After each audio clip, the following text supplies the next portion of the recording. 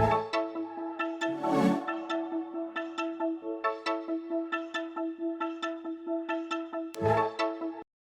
everybody. Welcome to the Talking Disney Classics podcast. And today we are here to rank the 2022 films from Walt Disney Studios. And this is a huge task. So get ready. This can be a long podcast, but it's going to be really fun. Pack a lunch. Yes. And I'm Mocha Rick Wagner, and Stanford's here. Hey, how's it going? I'm doing great. How are you? Hey, I'm doing well. Holy smokes, was this an interesting bunch of movies, and a lot of them this year. Yes. Yeah. Yeah, I mean, quite a variety. Of course, they have all the different studios now, and so we're getting things, and we didn't even cover everything. There were things we left out on our list. There was some left out, yeah. Mostly because I'm a horror wuss. That there were like 5 or 6 horror films that you graciously. But I'm so proud of you because you did watch one. I did. I'm very proud of you for that. And I liked it. Yeah. So I'm excited to talk about it with you. I was so nervous. Like, oh no. But we aren't going to spend a super amount of time on every single one of these. And a lot of them I've talked about on other rankings or in best or worst of the year or other things like that. So if you want more of my thoughts, then you can find those there. And you can ask us questions in the comments or things like that if you want more, because we have 41 movies. So this is going to take 2 hours easy. Yeah. So we just don't have a ton of time to talk about each movie. So, all right. Well, let's just dive in. Excellent. Yes. Let's do it. All right. Well, what is your number 41? So 41, I have the one movie that I actually didn't see, but I put it on the list so we could be even Stevens. It's Barbarian is what I put at 41, but it's just because I didn't see it, so that's just where I put the ones I I will give my thoughts on that later. It's a pretty fun little weird, very strange kind of horror movie, more of a thriller, probably. I don't know, that definition between horror and thriller is very murky. I still don't know what qualifies something as being horror versus thriller, but nevertheless, it was good. I mean, it was and that one of my friends at work loves horror films and sees most of them, and as if I'm not mistaken, Barbarian was one she really enjoyed. Too. So well, my number 41 is and hopefully this is the last time I've talked about this movie on this podcast, because I everyone knows how much I disliked it. It was the Pinocchio live action remake.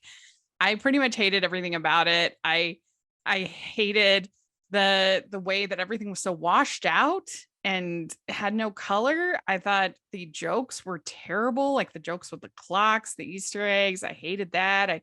I hated Tom Hanks' performance. I thought was really bad. I didn't like what they did with the Blue Fairy. It was just terrible. I absolutely hated everything about it. I hated the changes they made to the story. It was terrible. I hated the character designs. I hated the ending. There's nothing I liked about it. So that's my 41. So Rachel, I'd like to say that we're starting evenly, because I have Pinocchio at 40, which was technically my last number too.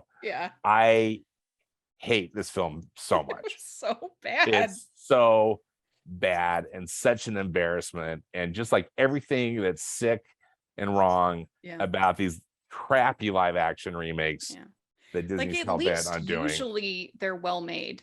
Yeah, and this one didn't even feel that to me. No, it felt cheap. It just was cheap. Yeah.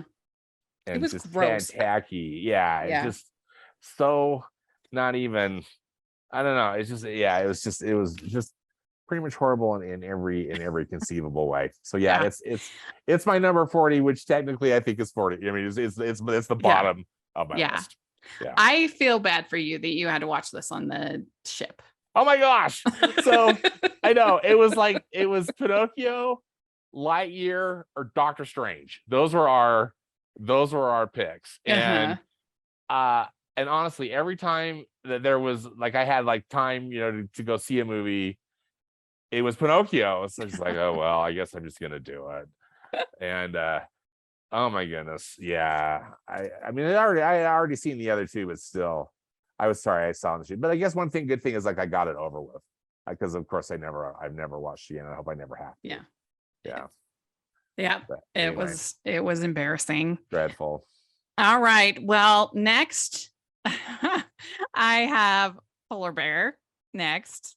Okay. And this was, I normally am a bit of a defender. I don't mind a nature documentary. Yeah. But this one was unusually bad. I mean, the fact that they had the polar bears in first person, you're talking about, oh, this is the best day of my life.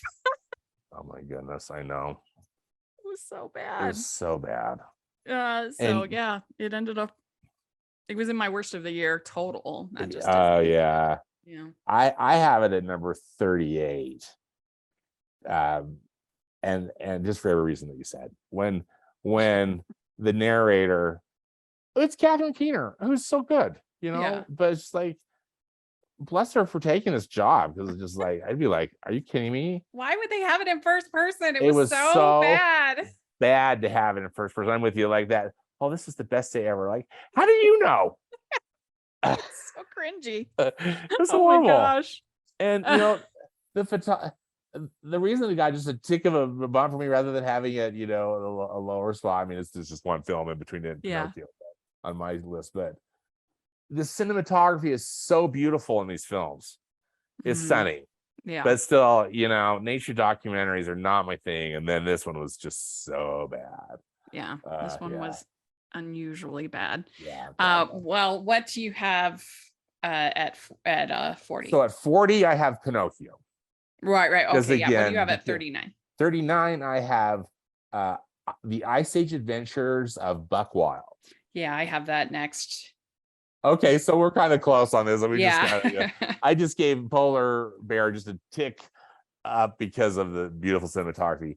This movie, the Ice Age Adventures of Buck Wild, actually kind of ticked me off. Now, I am no Ice Age fan, but I mean, they are what they are. I know that and I've got friends with kids that just they their family, like, they just adore these films and love these characters. And I just thought, it was so weird to me. First, they branded as Disney. Then they recast all of the voice characters with sound alikes. Yeah.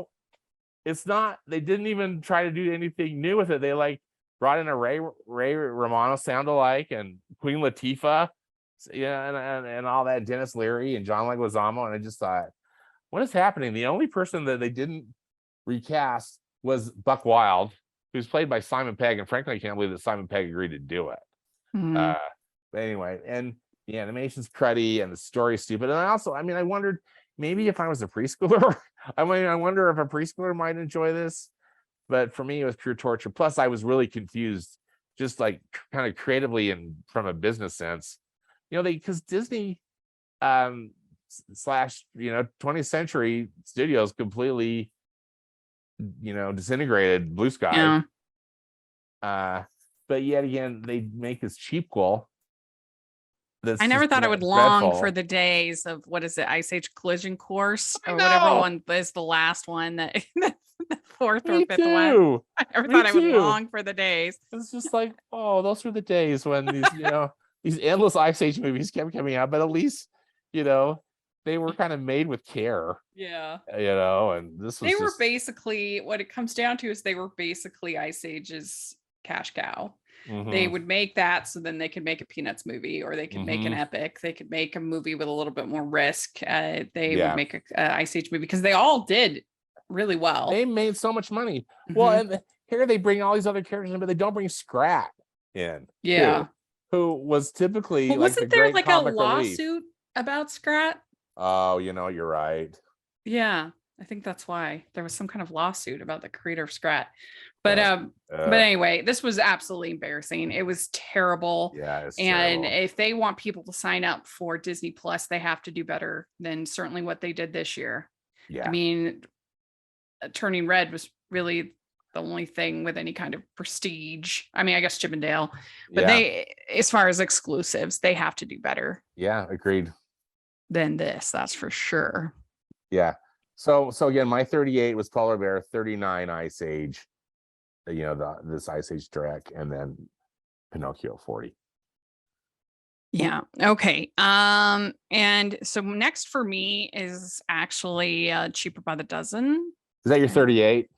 Mm-hmm. Okay. Yeah. Yeah, I really disliked it. I thought it was really boring. The whole plot with him like expanding his restaurant, like, and it was just the ultimate of like, I hate using the word woke because that I hate that word, but it felt so, everything about every attempt they had to be like modern felt so cringy and just so preachy, and it was just a bad script. I think it could have been good, but it made me again long for the days of the Steve Martin films, which those aren't even that good. Those aren't good either. Better than this. Yeah. I can't believe I have this as high as I've got it higher. Except I have it in the low 20s, which we'll get to, but I'm with you though. It kind of made me mad. Yeah, because this was in my bottom 10 of the year total films. Yeah. I really disliked it. I don't like the term woke either, but I just felt like they, everything, everybody needed to be represented. And representation I know is important, but this felt like it was a checkbox rather than something that was integral to the story. And I mean, they even have a kid with the wheelchair that they never explain. And they're like, oh, the house has an elevator, and that's like all they say. Yeah.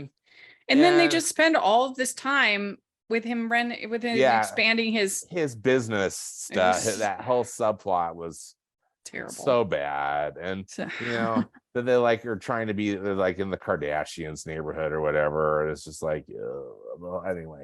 Yeah. It was really it was badly done. I think the reason that I put it a little higher, I really liked, I liked Zach Braff. Even though they gave him a horrible, he had a horrible script. And I like Gabrielle Union too. I just thought that they were appealing, but I sure didn't like how they brought it all together. Yeah. So you have Polar Bear at 38, right? I have Polar Bear at 38. Okay. Yeah.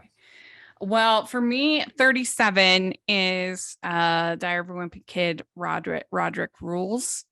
Yeah. And I just really dislike this animation. I think it looks terrible. And I know it's based on the books, but transferring it to CG just, I think, looks really ghastly. And I think Roderick is a jerk. I don't think he rules at all. And so I didn't enjoy it. Have you read any of these books, Rach? Are you familiar I haven't, but I have seen at least 2 or 3 of the movies. Yeah. The other movies. I think I've read the first book.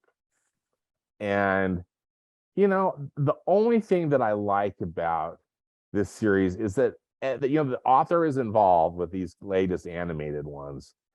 And I feel like they capture more of the tone.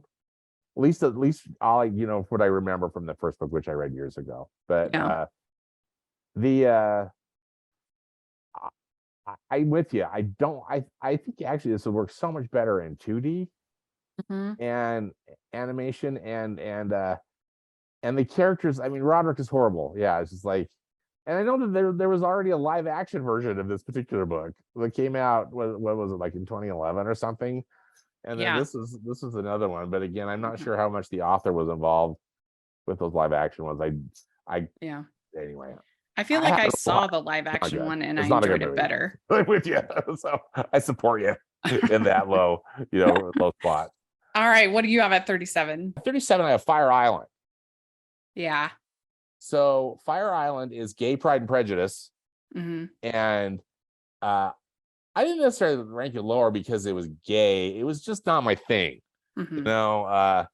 Really graphic, super R-rated. I thought it was an interesting way to apply the Pride and Prejudice story in not only a modern setting but in a gay setting. But anyway, it was not a show, not a movie for me. But I did watch that. Yeah, I do have it higher. But it is definitely not for everybody. It is very, very R-rated, very mature content. So yeah. I think I liked it just on the sort of, I mean, I'm just a huge, Pride and Prejudice fan, and sort of I think there were sweet moments and there were funny moments. Yeah. But yeah, definitely out of my comfort zone, that's for sure. I guess I wish too that they almost would have even embraced the Pride and Prejudice stuff a little bit more. Yeah, it is a very, very loose adaptation. In fact, for the first hour, I was thinking, what? And then finally we get like the letter and the exactly, we get some of those elements, in there. Yeah. I really liked Margaret Cho. I thought she was really funny in her scenes. But yeah, I totally get that one. All right. Well, so 36, I have Hocus Pocus 2. Okay. And I just this franchise just is not for me. I don't like the original. I think the original is not funny, and I don't understand why like the virginity of the teen characters is like a plot point. I think that's weird. I just don't get it. It's not for me. I don't understand why it has this incredible following. They have whole shows at Disneyland. They have, I mean, everywhere you go, it's the sisters everywhere at Disneyland. I don't understand that. I just don't get it. And this was, I think, a step down from the original. I haven't seen the original in a while, but I mean, they have this long scene in Walgreens where they're just like ambling about, hanging out. And I was just baffled by that. I was like, right? Is Disney doing so poorly? They really need like extended Walgreens promos in their movies. I mean, it's crazy. What? And what's so I have this a little higher because there's stuff in between that I liked a lot less, but it's so weird to me too that, again, not that time equals quality, but how many years been waiting for people been waiting for a sequel, and this is what we get. Yeah. Anyway, it wasn't good. Yeah, and I like the younger actors, the teens, probably better than the teens in the original. Yeah. But they didn't really give them much to do. And I mean, the three actresses, they're camping it up, they're having fun, but I also don't think they gave them really anything to do. I mean, it just felt like they were kind of hanging out and watching. I mean, hanging out and just riffing. And I'm like, did they really not have a script? I don't know. It was just strange to me. Yeah, it's strange. Yeah. I've got a little higher, but I'm with you. So what do you have at 36? At 36, I have Better Nate Than Ever. Yeah, I have it at 35, so I'm with you on this one. What a terrible film. I thought as actually the way that it was advertised and or just reading a little bit out before I watched it, I thought, oh, this is going to be pretty fun. I mean, there's they're going to New York and there's Broadway and and I just found Nate incredibly unlikable and incredibly unsympathetic, and which was too bad. Just like here they have this main character who's just so unappealing and I thought it was pretty horrible, really. Yeah, he was an annoying little twerp. I did not like him at all. And what I thought actually should have been a show full of really fun musical numbers was just devoid. Yeah, there was only really, I think, 2 musical numbers, and like we could have had so much fun with that Lilo and Stitch. Yeah, absolutely. Musical, and I mean, I am Mrs. Musical. I should have loved this. Yeah. But he was just so annoying to me, and I don't know. I didn't like the way he treated his friend. I didn't like how he treated his friend. Yeah. So I agree with you. I have that at 35. Okay. What do you have at 35? At 35, I have Brahmastra. I don't know if I'm saying that part one. Yeah. I I was actually looking forward to this film. I thought it looked really, or it sounded very interesting. And I was bored out of my mind. And they had a lot of special effects. And I mean, clearly they had spent some money on it, but I just found it so uninteresting. Yeah. I didn't care for it. Well, and evidently this director is pretty popular. My friend Jimmy Cage on his channel, he does a lot of, that's his thing. He does some Bollywood and Tollywood reviews. And I watched they were hyped for it. Thank you for sending me that. That was really helpful. Kind of valid. I guess I felt better because I was like, yeah, maybe I just don't get it. But and it's hard when you have RRR out this year, which was so great. Not that there can only be one great Indian film, but it just kind of presented in comparison.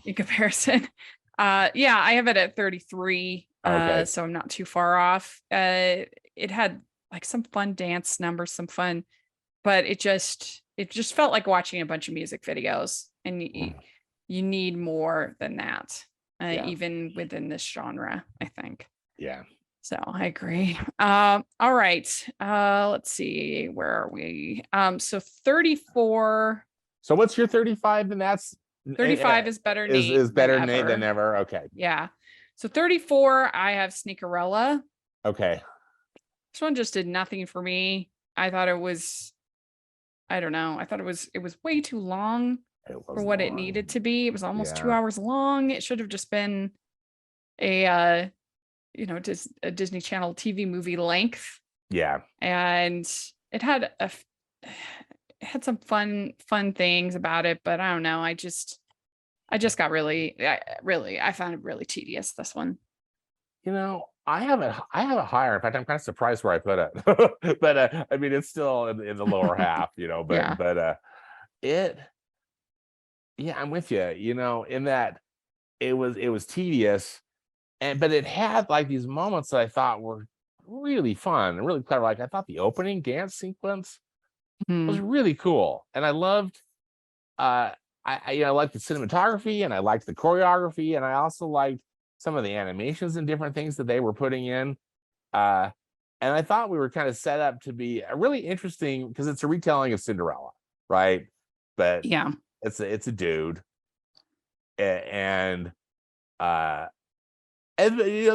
interesting construct, but that just didn't go well. And then so much time with those horrible stepbrothers.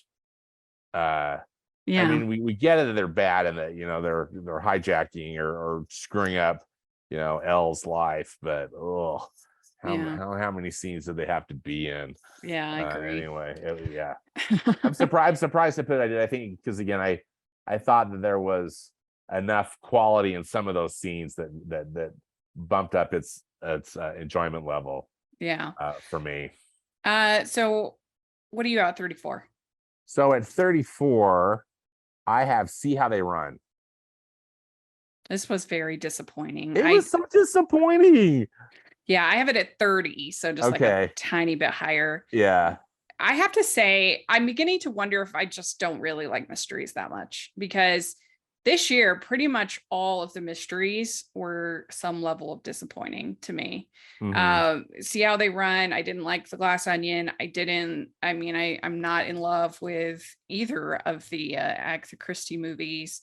I mean, I have it higher, but I don't know. I'm just beginning to wonder, maybe it's just not my genre. Interesting. Do you feel though it's just more the quality of the films, Rach? Why they're not your genre, or is it just because I thought that the quality of See How They Run, it seemed like to have the potential to be really interesting. Yeah, well, and I thought it was dull. I was a little disappointed because they use that name, See How They Run, which is a play, which is so funny. That actually, if you want to see it, Hale Theater in Sandy is doing See How They Run, I think, coming up. It's really hilarious play, and I had just seen it in Pleasant Grove, and I was, when I heard, they're making See How They Run, but I guess they're not really, it doesn't have anything to do with the play. It just has to do with the nursery rhyme, the Three Blind Mice thing. Okay, yeah. See how they run. But it just was boring. I didn't think the clues were, it had all these great people. And it looked great. The costumes looked great, but I don't know, just the mystery wasn't interesting. Yeah, I agree. The mystery wasn't interesting at all, and I kind of, sadly, I fault the filmmakers. I thought it was an interesting premise, and they had a terrific cast and a really stylish look to it, but it didn't pan out for me at all. Yeah. Are you a fan of Rachel's Reviews? Do you look forward to Family Movie Night, Female Film Critics panels, or the Talking Disney podcast? If so, please consider supporting the podcast by becoming a Patreon. As a patron, you get to access monthly events such as the watch-alongs and Q&As, where you get to talk to stars and find out the behind the scenes of the movie making industry. And you can pick what I review for Family Movie Night, or even become a guest on the podcast. Podcasts and YouTube channels are expensive, and I really, really could use your help. I would so appreciate it. You also get to be a member of the Facebook group where we talk about all the films that we're seeing, and we have so much fun. Go to patreon.com/Hallmarkies and select one of the Rachel's fan tiers. That's patreon.com/Hallmarkies. I don't blame you for having it that low. So I have Brahmastra at 33. Oh, okay. So it's still pretty close on that. Okay. Yeah. I mean, if I had to watch it, I'd rather watch it again than any of the ones I've had lower, just for the spectacle. Yeah. That's the only reason. Yeah, that's a good way to put it. It is a spectacle for sure. Yeah. But what do you have at 33? At 33, I have Night at the Museum, Ka-Mun-Ra, or how we say it, Rises Again. I have it at 32, so we're on the same page there. Holy cow, Rach. Like, again, another one of those that Disney branded, and they I thought the setup was kind of fun. I'm like, okay, I think I'm gonna enjoy this. And then they get into the quote unquote adventure, and I was so bored. It felt like one of those cheap after Saturday morning or after school shows, which they could have some nostalgia, those kind of shows, but there were cheap ones and there were good ones, and this would be a cheap one. I know, it just did nothing for me. It was totally boring and bland. I was trying to give it the benefit of the doubt. The animation wasn't good. Yeah. The whole thing. I just thought, what an interesting way to possibly reboot this, film franchise into an animated one. And then I'm hoping, like, please don't make any more of these. They're horrible. This is horrible. I don't want to watch it. Yeah, seriously. All right. So what do you have next? 32 is where I have Die Every Wimpy Kid, Roderick Rules. I had it a step above, the Night of the Museum, because of I felt it seemed thematically true to the source material. What limited stuff with my limited experience with it. So I wouldn't ask me, but it's not good, but I do have it a little higher for that. Yeah. All right. Well, at 31, I have is where I have Strange World. What's your 32, Rach? 32 was Night at the Museum. Oh, okay. Okay. Thanks. Sorry. Yeah. Oh, okay. So 31, I have Strange World. I really didn't care for it. I just felt like the characters were so argumentative and unpleasant. And that just ruined it for me. And I thought the reveal was so stupid that it just like, oh my gosh. So yeah, it was 31 for me. I have it higher, and I kind of wonder why. Because this I think I loved the animation so much, and I think I loved the idea, but as we talked about in the episode that we reviewed, this where we did the deep dive, and you kind of were my therapist helping me process through the movie, which I'm so grateful for. Thank you again. That was fun. But it beyond the good animation, and then just I thought having these three generations of men, kind of this father son relationship over 3 generations had so much potential. Yeah.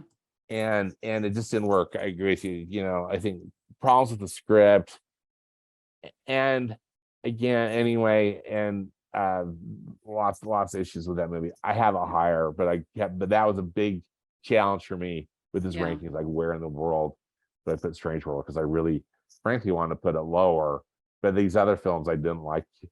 I mean, I didn't like as much. I mean, that's not necessarily fair because I didn't really like Strange World. But it was, as we talked about in the opening, there was like so many mediocre films. It was hard to rank the through the mediocrity. So you just kind of do the best you can. So what did you have at 31? At 31, I have More Than Robots. Rachel, I hated this documentary, and let me tell you why. No, and you think that I would like it because it's not nature, I mean, it's like technology and kids learning cool stuff, and these kind adults that are helping to mentor these kids. Frankly, though, I felt it was a 90-minute commercial for that organization, rather than an insight into how this program or just how this experience was really helping these kids evolve. I didn't feel like we really got to. I mean, they would show the kids and interview some of these kids, like that kid they opened up with the blonde hair and the glasses. He was kind of like the one that we'd see a lot. But I personally didn't feel like we learned anything. We got any insights into any of these kids' lives or their character, their experiences or whatever. It was just they were there, and we got this deadline, and then they build a robot, and then they go and then there's clapping, and then anyway, I don't know, I didn't like that. I for that reason, I wished. I was hopeful that this was going to be really insightful, and I didn't feel like I learned a thing other than this organization exists. Well, I actually watched this movie at the virtual edition of South by Southwest in February. Oh, interesting. Yeah. And you get to meet some of the filmmakers and they had a Q&A and things. It was all virtual, but so it's been a while since I saw it. So I watched it in February, but at the time I wrote my little review. I gave it 3 stars, so it wasn't like I was in love with it, but I wrote that it was a doc about the 2020 FIRST robotics competition should help inspire kids to see other kids engaged in engineering and science. How the kids use their skills to help with COVID at the end was inspiring. Yeah. So that's the part that I remember the most. That was the best part of the movie. It was how they were kind of the cool stuff they were innovating with COVID.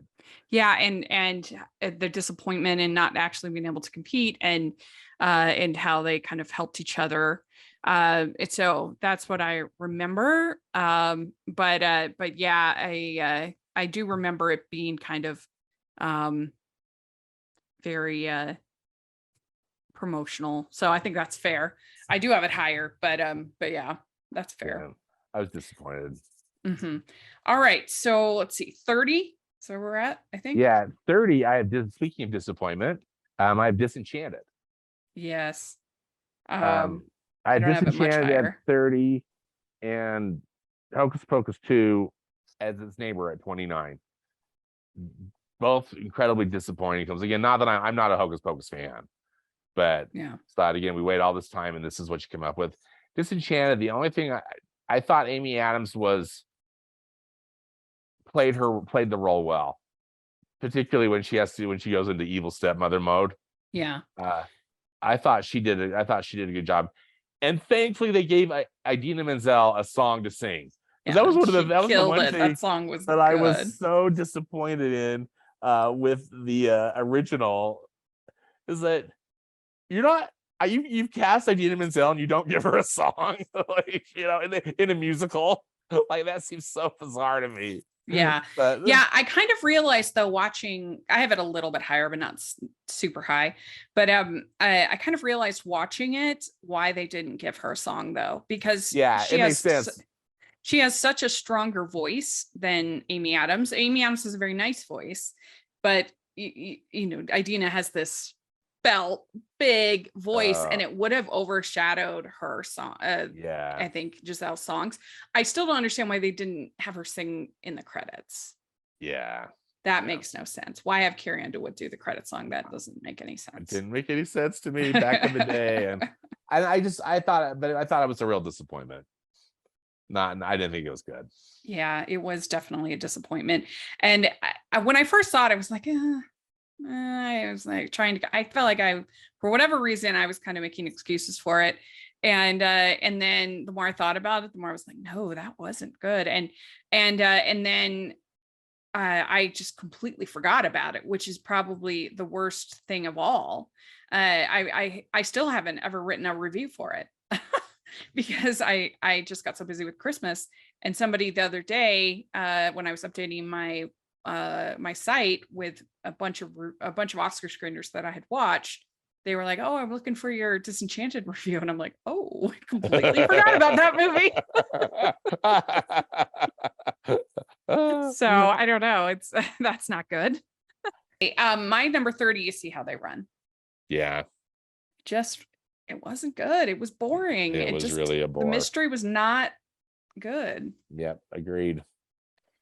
So what do you have at 29? So 29 is Hocus Pocus 2. Oh, right. 29, I have Empire of Light, and that I'm sad that I have it so low. I have it quite low too. And I actually didn't know anything about it. I was so busy. I just knew that, there's a screening. I'm going to go. So I didn't necessarily actually have that much disappointment. And then I'm watching and I see on the screen Roger Deakins and, all this and Sam Mendes and everything. And I mean, this was a case of a movie just trying to do too much. It's supposed to be a, film about racism. It's about film and cinema. It's about mental illness. It's this romance, none of them done well. And I mean, it's as high as it is because it is beautiful. And that ending shot with her finally experiencing cinema. She's worked at this place, but she hasn't ever really experienced the magic of it until the end. And so that was a great scene, I thought. I agree. But there was no chemistry between her and the love interest at all. And Olivia Colman's so great. She's a great actress, but it was just disappointing. They give nothing for Colin Firth to do at all. Other than just be a complete jerk. Yeah. So it just was just a mess. I know people say that a lot, but I think this was a very messy movie. Yeah, I agree with you. To me, it was such a weird movie. I felt it was almost schizophrenic, I have it at 25, but it's still, I didn't know anything about it either. Well, also part of it is like with the press materials and stuff, they were just beyond vague, and I just knew it was Sam Mendes and Roger Deakins and Olivia Colman, and I was in. It's just, and Colin Firth. I was like, oh my goodness, this has potential, and it's so disappointing. I mean, it was, just so much going on, and with no chemistry, and Olivia Colman does her very best.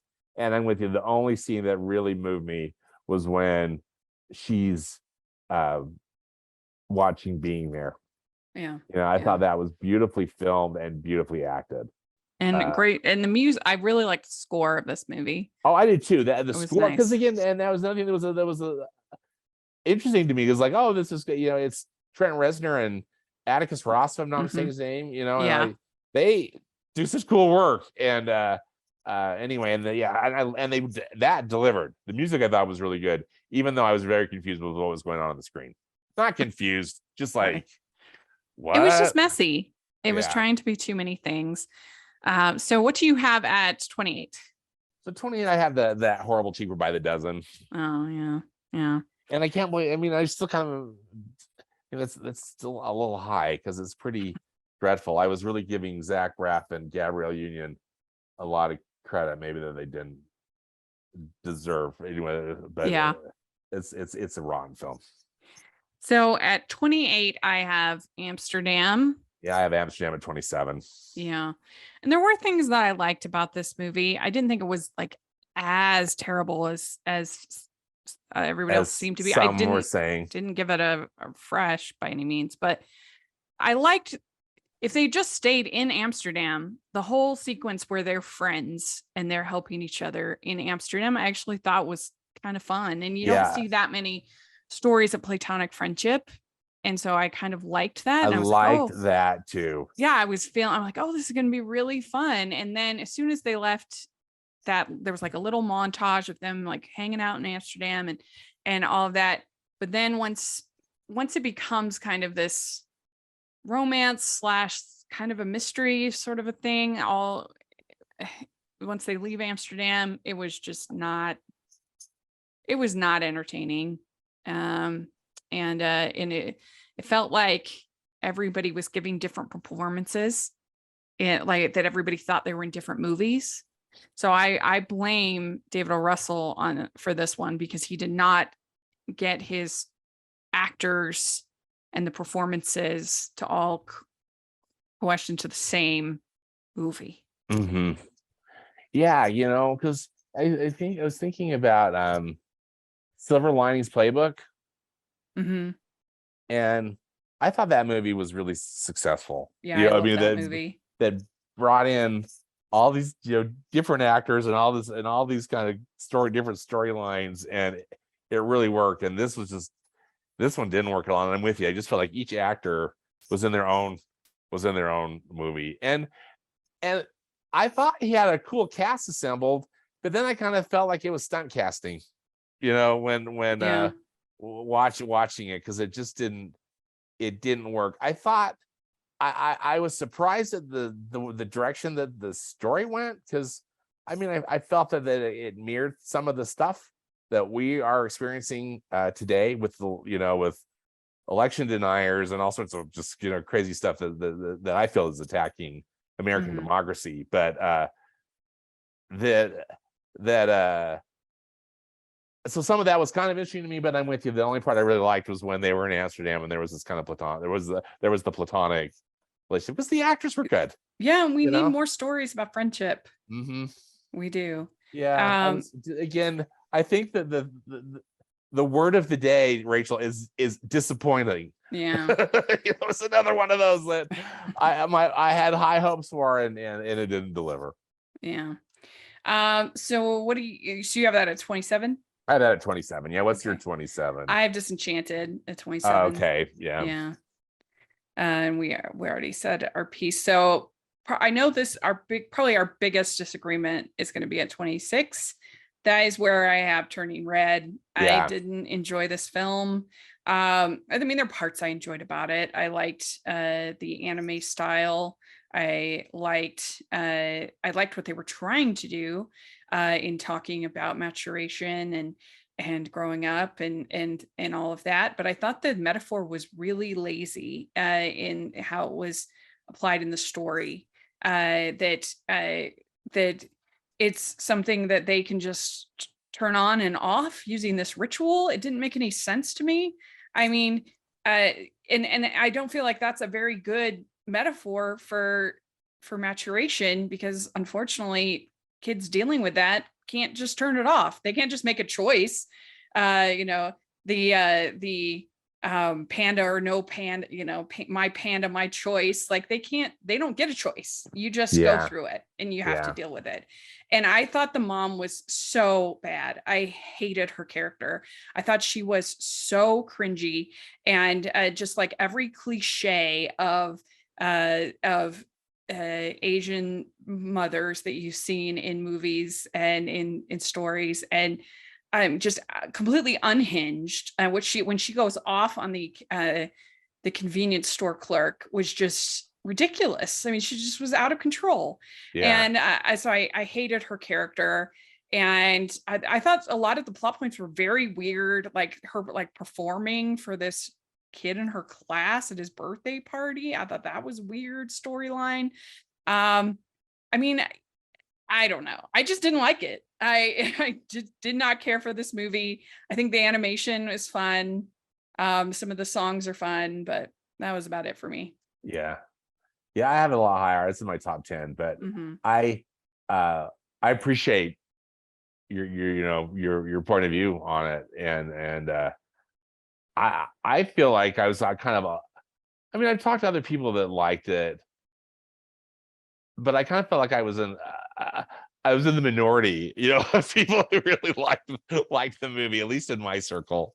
But anyway, well, it seemed like there were a lot of people that if you didn't like it, you were somehow like you were somehow I don't know, not feminist enough or not, accepting enough. And I wanted to like it. I like the fact that you have I think it's insane that we don't have more movies where we talk about girls maturing and going through their period. And I was excited about that, but I just don't feel like it was executed well. I feel like this needed a bunch more turns through this story committee there at Pixar. Yeah. It was the first Pixar movie I went rotten on. Yeah, I was gonna say this because and again, another thing's why I appreciate what you have to say about it, because this is a studio that you respect. I was so excited for this movie. I had the panda as my wallpaper on my phone for a year. Yeah. When they revealed it, I think at D23, I was so excited for this movie, and I don't know, I just didn't like it. But I know that a lot of people loved it, so that's great. Well, exactly, and I respect your opinion. So, what do you have at 26? At 26, I have The Banshees of Inisherin. Oh, interesting. Which, I probably, as I'm thinking about it, because I literally just saw it last night, and I've read some more about it, and I might have, if we were doing this ranking next week, I might move it up a little. I had very mixed feelings about it too. Yeah. So I almost went rotten on it, and then I was like, it's so well made. I decided to change it. I still debate about it. Should I change it back? Because I don't really like it that much, but I don't know. I have very mixed feelings about it, so I understand. It is. I'm with you. It is it's so beautiful. I mean, the setting, and it's so beautifully filmed. The performances are so terrific. But I was maybe that's probably the purpose. I was so uncomfortable with the plot. Yeah. And it just didn't feel like the fingers, to me, is where it lost me, because I just don't believe that character would do that. It just felt ridiculous. Yeah. And then when they kill the donkey, that made me really mad. Yeah. And I think for like someone like you and I, who are like, friendship is our primary relationships, like we're not married, neither of us are married. And so for somebody to just treat a friend like garbage is really hard. It was horrible. Yeah. The one thing that helped me, and where I think maybe, over time I might boost this up, but still it's not going to be in like my top 10 of the year or anything, other than it's so beautiful. I wish it could have been, but it as a metaphor of what was going on in Ireland at the time period that this film, was set in, it makes sense. Just the idiocy of what was going on politically there. Like with Brendan Gleeson cutting off, his character cutting off his fingers. Like, because he says he's supposedly he's stopping this friendship because it's taking away from his violin composition. Yeah. But then there's no way that he would cut off his fingers.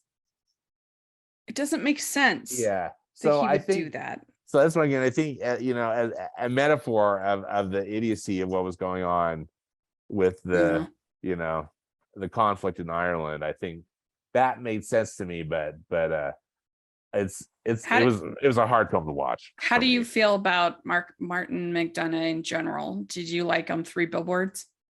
Yes, I did. And I also liked In Bruges. Yeah. I think In Bruges is his best movie because they're supposed to be despicable. They're supposed to be criminals. Yeah. And you're not supposed to be like rooting for these people. Mm-hmm. I don't know. Yeah, maybe I should change it back to Ron. It's hard. It's a hard one. It's a hard one. I've seen that other people have put it in their 10 best lists, and I was just thinking, I have friends who's their favorite of the year. What they saw in it that I didn't. I did laugh. There were some funny parts in the script. Yes. But I don't know. It's just a weird movie. I have it a little higher, but I have very mixed feelings about it. Yeah. Beautiful film. I mean, I don't know if there's a film that's more beautiful to look at, as far as just the landscapes and cinematography. And the performances are really good. If Colin Farrell wins or is nominated, I won't be mad. I won't be mad either, because his performance in particular was really, really good. Yeah. Brendan Gleeson was great too, but I mean, I thought everybody was good, but really Colin Farrell. Wow. Mm-hmm. What a performance. Yeah. So what do you have at 25? 25, I have Empire of Light. Mm-hmm. Disappointing. Yeah. 25, I have Death on the Nile. Yeah. And I don't really understand I did give it a positive review, but it wasn't like a huge. I think I gave it 3 stars. But there were some weird things, like the whole introductory scene with this like long, sexy dancing was just like, it felt weird. Like somebody filming it who had never had a sexy dance before. Like it just felt weird. It was weird. Uncomfortable. Yeah. Maybe that was the point, but it sure seemed out of place. And then also the kissing scene on the pyramid. I'm like, has Kenneth Branagh never been kissed before? Because this just looked so weird. Yeah. Obviously he has, but it was just, I thought it looked really strange. But like it was fun enough. The clues, once it took so long for somebody to die. Death on the Nile, it doesn't happen for an hour. But once that got started, it was fun enough. But yeah, it wasn't great. I wish it was better. Yeah, I have it higher. I enjoyed it, but also I didn't. I think I wanted to enjoy it more. Frankly, I liked the one made in the 70s with Peter Ustinov. Oh, yeah. Mm-hmm. That one was on Turner Classic Movies just before the new one opened, before this Kenneth Branagh one opened. And I remember seeing the Peter Ustinov one as a kid, and I liked it. I remember thinking it was good, and then revisiting it, and then so I think because I watched the really good one, seeing the remake, I mean, it was kind of just fun to see, oh, this is how they're going to kind of not necessarily do it differently, but just how they were going to interpret this story. And so that, I think that actually helped in my enjoyment of it. Go figure. Yeah. But still, well, and it was also an imperfect film. Didn't we see it in January? Yeah, I think it was in January. So it was like really nice to be in the theater. Yeah, exactly. It was so fun to be in the theater. Did we go to a screening? We went to. I think you kindly invited me to the screening. Yeah. So I think that's a little bit part of it, but yeah, exactly. Like, oh my gosh, we're in a movie, a new movie. Yeah. Boy, that feels like a million years ago. I know. Crazy. So what do you have at 24? At 24, I have Not Okay. Yeah.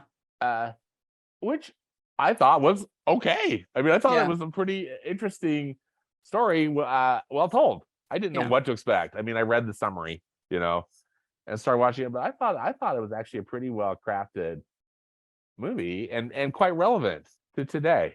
Mm-hmm. Yeah. What did you think of it? I liked it too. Zoe Deutsch is so good. Yes. And it was really a interesting story.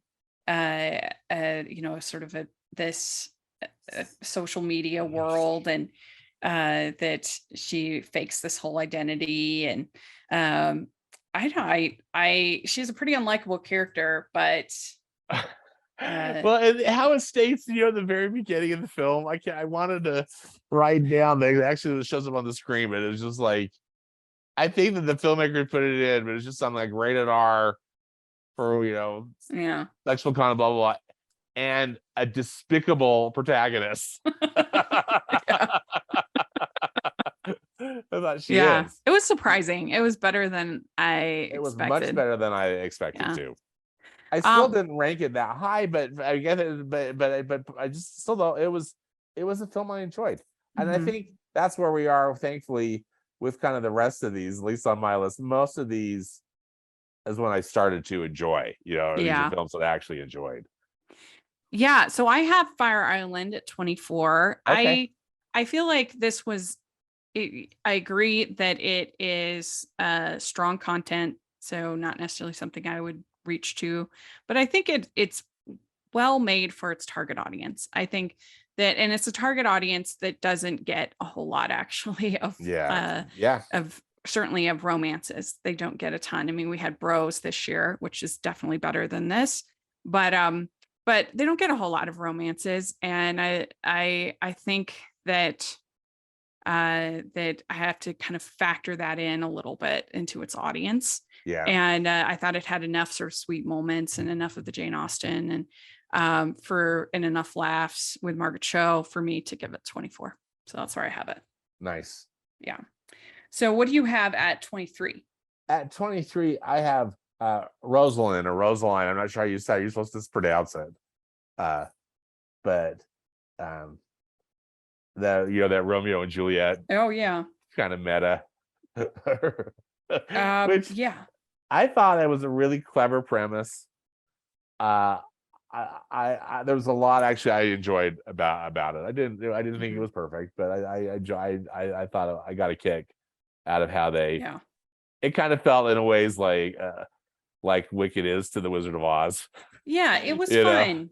I agree. I liked the new sort of take on the Romeo and Juliet story, and I like Caitlin Dever. I think she's great. So yeah, I have that a little bit higher.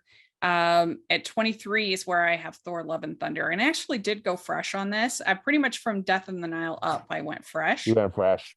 I did, yeah. I mean, it's a flawed film, but I gave it 3 stars because I liked the whole question of what happens when God lets you down and isn't there for you, and how the God butcher is kind of struggling with that. I thought that was kind of an interesting thing to talk about in a Marvel movie. The reality of evil, the reality of and just faith. I thought I wish they had handled it better, and I wish they'd done more with it, but I was there. And I thought that the whole part with Zeus was very boring. They totally wasted Russell Crowe. That whole middle section was boring, but I thought the whole kid army was fun at the end. I enjoyed that. And Mighty Thor, and that I thought paid off pretty well. So anyway, I have it at 23. Okay, nice. I have that quite a bit higher, but I again appreciate your perspective on it. Respect that. Yeah. So what do you have at 22? At 22, I have Sneakerella. Oh, okay. Again, I thought there was a lot to like about it. It was 30 minutes too long, and some other stuff about it I thought that wasn't great, but I thought it had some really appealing stuff and overall pretty high production value. But I'm with you. It just seemed to me that it was like a DCOM that they gave more money to. Yeah, and they shouldn't have had it so long. And then they shouldn't have. I think it might have been better as a DCOM. But so I have Banshees at 22. Okay. Yeah. Yeah. So mixed feelings on that. This is like my mixed feelings section. No, I hear ya. It was hard, trying to really figure out where I wanted to put rank these films. Yeah. They do this mediocre middle section. What do you have at 21? 21, I have The Valet. Yeah. Which was really fun. I thought it was a fun movie. Particularly the actor that plays the valet. Yeah. Eugenio Derbez. He's so charming. I love him. he was great. Mm-hmm. Yeah. And clever plot, I thought, with and it was just one of those films that I actually just enjoyed rather than just like, what am I watching? But it was fun. Yeah, I love rom-coms, so I have this a little bit higher. But yeah, it was a nice surprise. And I think they have to stop having Max Greenfield needs to stop accepting roles as jerks, because he's now like, I feel like he's been in so many rom-coms where he's a jerk, and he's a jerk here. Yeah. He is. It's interesting, isn't it? Yeah. It's like typecasting to the, yeah. Yeah. So 21 is where I have Rise. Oh, okay. Which I enjoyed. It was a little long, a little bit slow at times, but overall, an inspiring sports movie. It's a story that, because I don't follow basketball at all, I didn't know anything about this at all. I won't even attempt to say their names, but their family is really a family story and an immigrant story. About how they got to Greece and then how they ended up becoming basketball stars. So yeah, I thought it was solid, good sports movie. I liked Rise a lot too. I have it at 18. Yeah. And I'm with you. I thought that was a very solid story and inspiring story. I was aware a little bit about these players, and I'm with you. I forget how to pronounce their last names. I'm not gonna try, but Johnny's, just inspiring, everything really that you'd want like a sports movie to be. I thought I was a little long. Yeah, I think it would have been way better at like 80 minutes. Yeah, absolutely. I think I probably would have put it higher. Yeah, too, but for I thought you got a little carried away, but solid. Yeah. Solid. So what do you have at 20? At 20, I have Strange World. I put it smack dab in the middle. Yeah.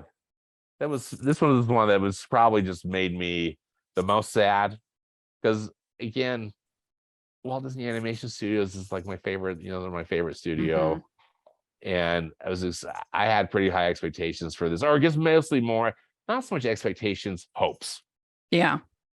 And well, it had a lot to be excited about, them doing an adventure and I would be very curious to know. I'm sure at some point we'll find out sort of the behind the scenes struggles and what happened, because there's got to be a story behind it. Yeah, because the movie was disappointing, the marketing was disappointing, everything was disappointing about this film. So I feel like putting it at 20 is maybe a little too generous, because it's not that good. But also, I looked at all these other films, and I did enjoy the art quite a bit, even though I didn't care much for the script. Yeah. Well, at 20, I have More Than Robots. Okay. And it really was kind of going back to my memories of watching it in February. So it's a little hazy, but but I think, I feel like it's really the only film in this whole grouping that actually like acknowledged COVID, quarantine, how stressful it was for children, teenagers, how they dealt with it. And so I just remember being kind of comforted by that and impressed by that. Yeah. So that's why I felt like I was such a Grinch at Sundance and South by Southwest. So it was like, oh yay, 3-star film, yay. But, what do you have at 19? At 19, I have Hollywood Stargirl. Yeah, I have this much higher. I was shocked how much I liked this movie. This was a really solid movie. I really enjoyable. I think mostly what I liked. I liked I thought Grace Vanderwaal was good. Because I liked Stargirl. But see, I didn't like Stargirl. I really didn't like it, and I thought it was just too manic pixie dream girlish for me. And this was just so much better.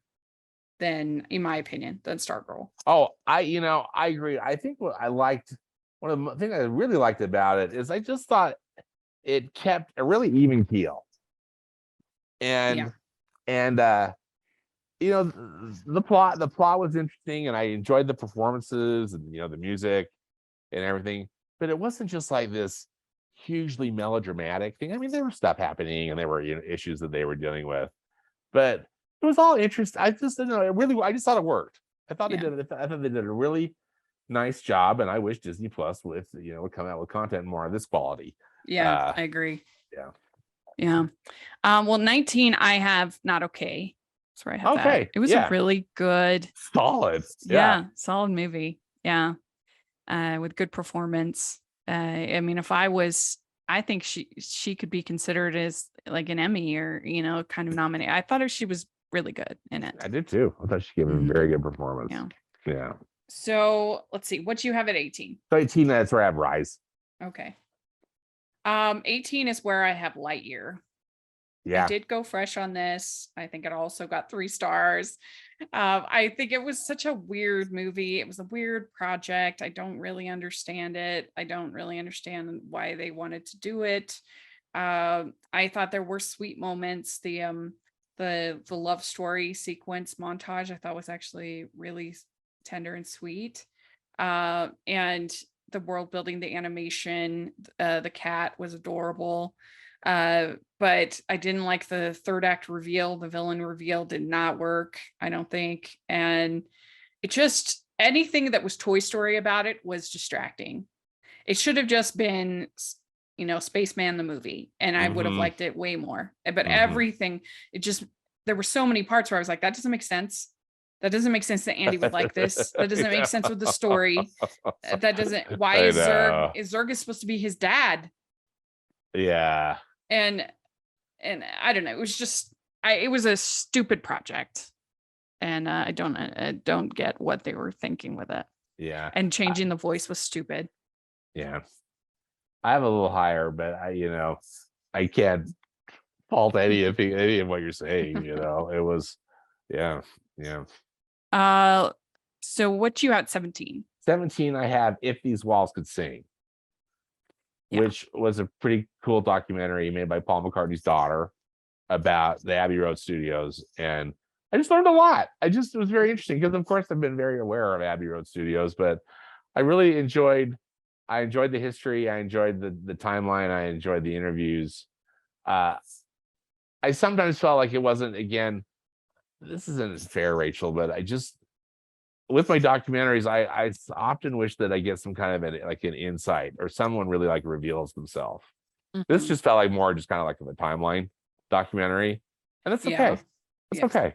It was still, I know a lot more about Abbey Road Studios than I did before I watched it, and the movie score stuff was thrilling. Yeah, that was my favorite part. Yeah, by far. Was the Star Wars, and because I knew most of the Beatles stuff, so the Pink Floyd and then the John Williams parts were my favorite. It was fat. Pink Floyd, that was new to me. That was fascinating. So and I really love the John Williams stuff. So I have at 17, I have Darby and the Dead. Okay, I have that at 16. I thought this was pretty fun. It was fun. I know. I liked it too. I liked Leigh Cravala as the spirit, and Riley Downs. She was really good as this girl who can see the spirits. And Sneakerella, the Sneakerella dude was in it. Yeah, and just kind of getting through high school with this gift, I guess. It was funny. I enjoyed it. I don't really understand why this is on Hulu instead of Disney Plus. Well, what I thought, Rachel, it was Disney. I thought it was a decom with swearing, because the language is bad in it. But otherwise, it should have been I felt like it almost should have been a decom. Like swearing in a higher budget. But totally, it really felt like sometimes the swearing just goes over my head. I don't even hear it.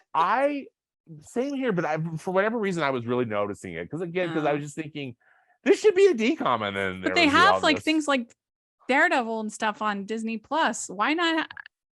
Like, it's so confusing, Hulu, to me. I know. I'm with you. But yeah, I guess there was some swearing. But yeah, for some reason they feel a need to make these not DCOMs long. Like, yeah. I there's something to the like 80 to 90 minute screenplays that I think actually works. A little too long. But I overall really thought it was funny. And I had a blast with it. It kept my attention the whole time.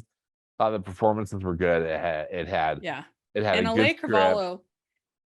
She's one of those people I just am rooting for her. I just loved her so much in Wanted. She just seems like such a sweet, nice person. Yeah.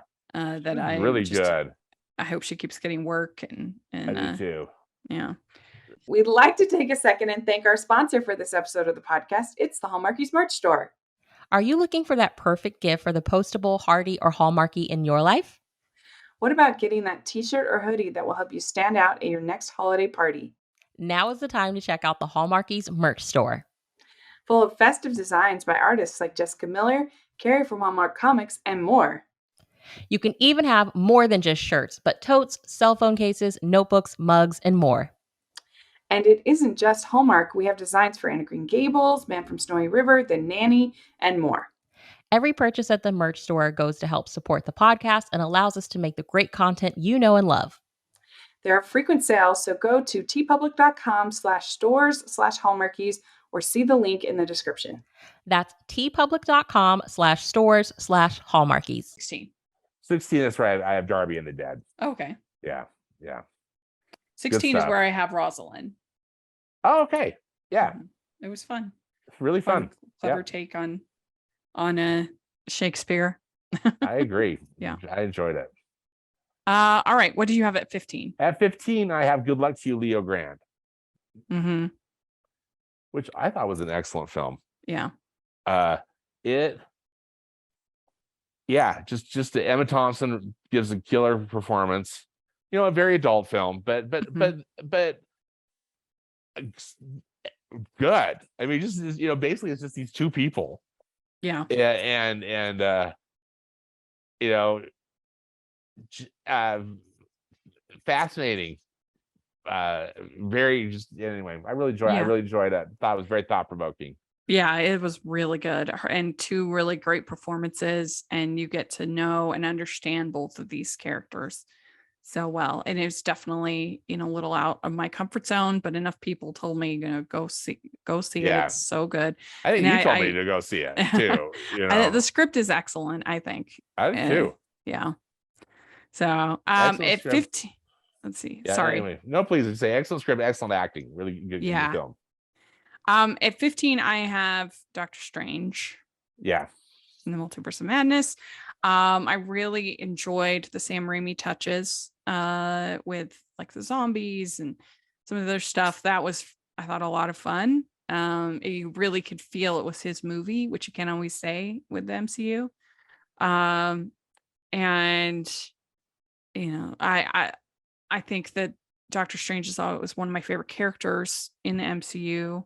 So it was fun to spend more time with them. The forget her character name, the young girl, she was pretty good. Yeah. But yeah, I think they could have done more, or I think it kind of loses its way a little bit is with the alternate world. Like, I wish that we'd spent more time in more worlds, and we spent a lot of time in this one world, you know, where you see like a lot of these cameos and stuff like that, which I have it this high, so I enjoyed it. And it was fun to see like John Krasinski and Peggy Carter and things like that. But I don't know, it just felt like a little bit going through the motions, you know, that you knew this character wasn't really going to mean anything. So we're just going to fight and then they're going to be gone.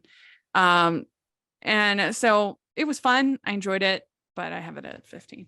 Yeah, I have a little higher, and I agree with you. I mean, I didn't think it was the best film. Overall, I just enjoyed it. I got a little, I guess, tired, maybe sad of of Scarlet Witch's. Oh yeah, crazy, that's right. I didn't even mention that. How she really loses it, and which is kind of a bummer, just because I like her character a lot. But I did feel like that was very telegraphed from WandaVision. Like people that were shocked and horrified by it, I was like, did you watch the show? Like, what? I agree with you, because I just thought, I wasn't surprised at all, because it was like that was the direction she was going. Yeah, there's no question about it. So like I guess the marketing was making it almost like making it look like a buddy movie between Scarlet Witch and Doctor Strange, and that's not at all what we got. And that was fine, because I like it when the marketing doesn't give away big plot points. Yeah. So anyway, I enjoyed it. It wasn't perfect. It was not the best year for Marvel. Yeah, it wasn't a great year for Marvel. I don't get any kind of meaning of life stuff from Marvel. For me, it is pulp. It's just entertainment, and so that's just me. So I was totally entertained by it, even if I didn't think it was, like I said, I did go fresh on it. I just anyway. See, what do you have at 14? So 14, I have Lightyear. Okay. And I felt like I was the only person that liked Lightyear. But and I think there were some other people, I guess, that did, but it's just so but weird. it was spaceman. It was I thought this is cool. If Pixar is making a space movie, I didn't necessarily agree with them. This is Andy's favorite movie. I was like, really? Because I don't know if I would necessarily like that movie as a kid. Maybe I would have. Makes sense. I liked but the adventure, the space adventure stuff was fun. The animation was gorgeous. But it, problematic. Not a great movie. Yeah. From not a Pixar. Yeah, top notch Pixar. Well, 14 is where I have The Valet. Okay. Yeah, because I just had a good time with it. Yeah, it was so fun. Yeah, it was really fun. A little rom-com. They didn't have the best chemistry. Is the only reason it wouldn't be top of my list, but it was still fun. Yeah. The chemistry. I agree. It wasn't, and I would even know. I'm talking to the Hallmark queen here. She knows. I'm listening to you, Rach. Yeah. But, well, what do you have at 13? At 13, I have The Menu. Yeah. Yes. Yeah. Rachel, that was such a cool movie. Yes. I really enjoyed it. And I don't have it higher because there's just other stuff that I just enjoyed more. But it was so well made, and I mean, I knew it was going to have a real horror twist to it. Both, frankly, from stuff that you had told me, but also I had heard from another friend too, who kind of gave me a rundown about it. But I was just so impressed with how well made it was. Yeah. What good acting. How it was both funny and horrific too, kind of at the same time. I loved the title cards they put up for each course. Yeah, that was so funny. So well done. Oh my goodness. I was just squirming, but in the best kind of way the whole time. Yes. And that ending with the s'mores, I'll never forget it. And this is a movie that has just stayed with me, and I've thought about a lot in each part of it. And when I first gave my review, I gave it a 7 out of 10 because I don't love the ending.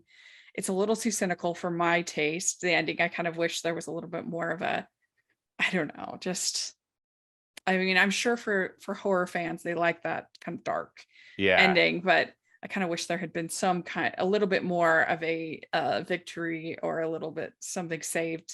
But that's just because of who I am as a person. Mm-hmm. But I still, it is a movie that has stayed with me, and I've thought about a lot, and the way that it sort of builds scenes bit by bit, and you get to know all the characters. And I thought everybody was great in it, but I thought that Janet McTeer, I think is her name, who played the critic. She was tremendous. Yeah. I thought if it was just up to me, I would nominate her for supporting actress. I thought she was just what you want, like in a supporting actress performance. Yes. Yeah. She gave an excellent performance. I agree. And as did her colleague at the table too, you know, the two of them. And then Nicholas Hoult, I thought, was really good too, because it's not clear about his character, and then he just gets more of a scumbag, you know, as he's so despicable.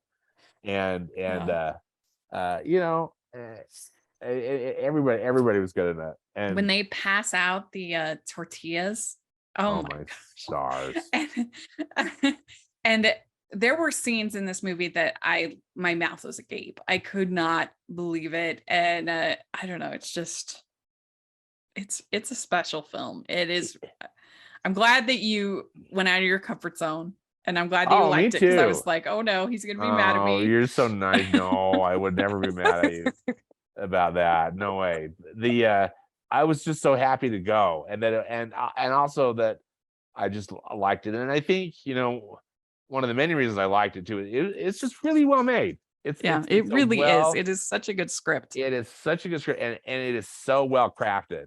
Yeah. You know, so well photographed and edited and everything, and the acting is superb. Yeah. And it's what Hitchcock, I think, Hitchcock would love this movie. He would be proud of it. Absolutely.